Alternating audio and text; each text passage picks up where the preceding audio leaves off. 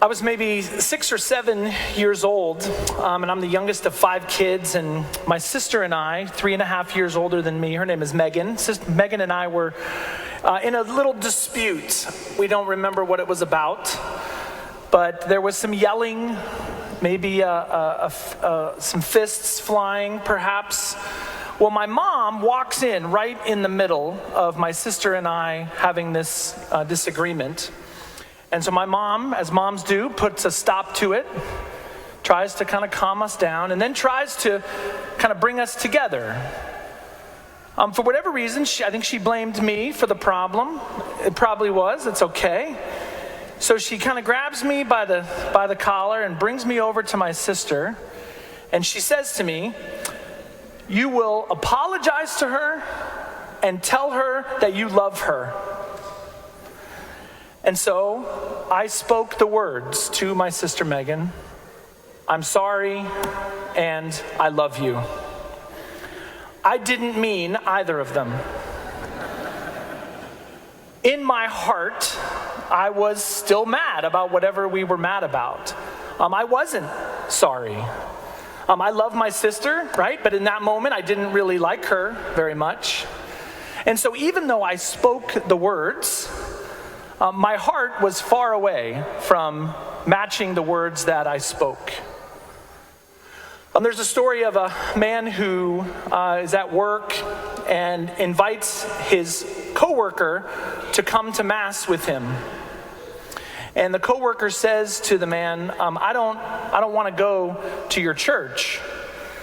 And the man says, "Well, why not? It's beautiful. There's great people." And the guy says, "Well, your church is full of hypocrites.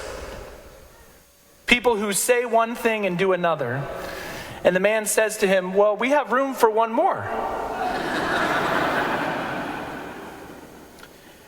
We are a church of hypocrites in one way. We say one thing and do another. Maybe that's in some kind of major area of your life where there's some disconnect between what you believe and how you act. Maybe it's something small. But in all of us, there is this duplicity in some respect. We say one thing and we do another. The church over the centuries has been plagued by this.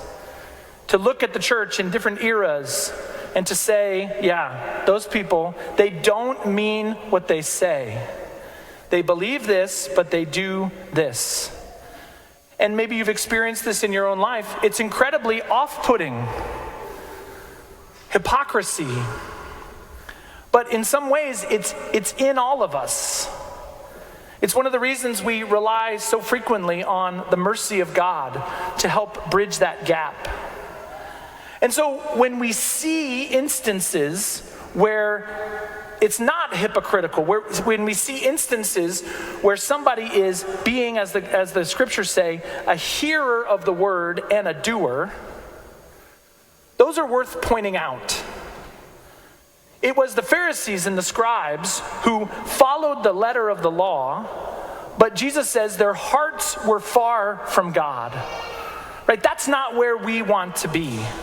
Following the moral law, good. But we want our hearts to also be in it. Not just to do it so we don't get in trouble. Not just to do it so that we look good. But to do it because we believe it. Because it defines our very being. It's one of the reasons why we love the saints so much. If somebody were to say, "Hey, Father O'Brien, can you give right now like an hour-long talk on some theological subject?" I would say, yes, I would like to talk about my favorite saints. And I could talk about those saints for hours. You probably have some saint in your life that you just love.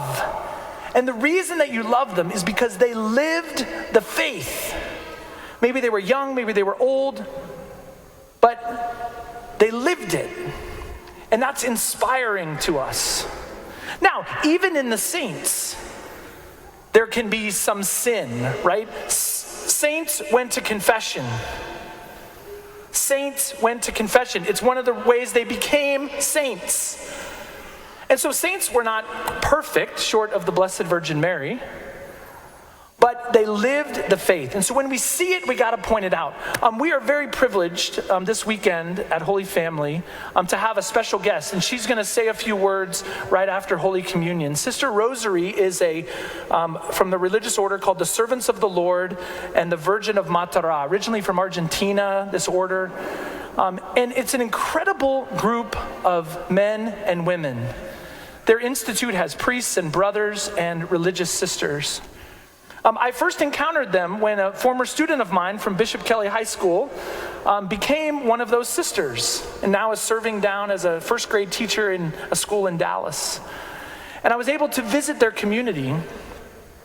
And what I saw was men and women dedicated to the gospel and doing their best to really live it out. And I'll give you two examples. The priests were in a diocese on the East Coast, and they were new to the diocese. The bishop invited them in, and they went to the bishop, and they said, "We would like to serve at the parish that nobody wants. Send us to the parish that the priests of this diocese kind of maybe look down on. We want to go to like the poorest place." And that's exactly what they did. And they built it up. And to this day is a beautiful parish. The sisters, as you'll hear, serve all over the world. And they go to those places and they say, "Send us to the places that are the most poor. Send us to the places that are the most dangerous." And then they go and they live out the gospel in those places. We're so privileged to have Sister here, just a beautiful order, a beautiful story that she's going to share with you today. They have integrity. Now, the sisters aren't perfect, but they have integrity. They're hearers of the word and doers. And so, what about you? My guess is there's some area of your life where there is a disconnect of what you believe and how you live, of what you say and what you do. We come today to rely on the mercy of God to bring those two things together. It is in the mercy of God, it is in His goodness, His strength, His help, that those two parts of our lives come together. What we say and what we do. What we believe and who we are. It is there, my friends, in Jesus Christ and in His mercy, that we will find peace, tranquility, and the great love of Almighty God.